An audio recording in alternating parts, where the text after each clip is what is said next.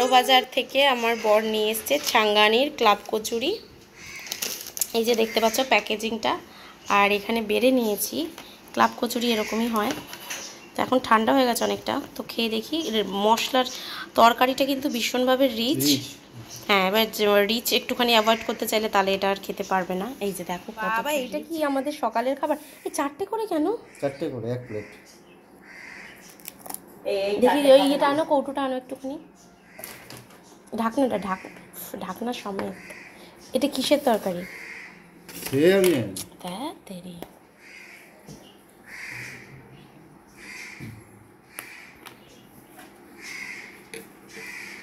এটা আলুই মনে হচ্ছে। হ্যাঁ, আলুর তরকারি এত মশলাদার না, রিচ। হ্যাঁ ভীষণই রিচ। এই যে ওপেন করা হলো, দাঁড়াও, ওপেন করলাম। এটা সবজি দিয়েছে, এই হচ্ছে কচুরি, আর এটা ভুজিয়া দিয়েছে, ভুজিয়া। এই যে আলু কুচি। আচ্ছা, একটু তরকারি টেস্ট করেই দেখি, এত কথা না বলে। আচ্ছা, একটু টেস্ট করি। নুন কম। ছাঙ্গানির ক্লাব কচুরি খাও খাও, ভালো। কেমন লাগছে? নুন কম লাগছে একটু তরকারিতে, মানে কচুরিটা দিয়ে খেলে অতটা খারাপ লাগছে না।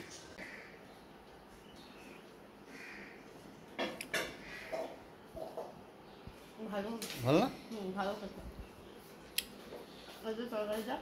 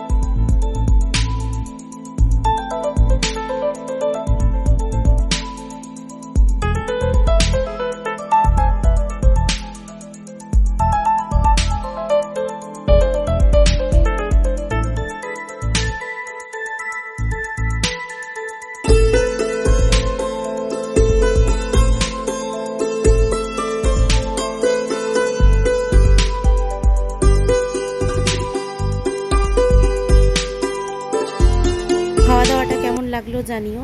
আর এদিন সন্ধ্যেবেলায় ছিল এক দাদার জন্মদিন, তার জন্য কেক নিয়ে নিচ্ছি। দেখতে পাচ্ছ মিয়া আমরে থেকে।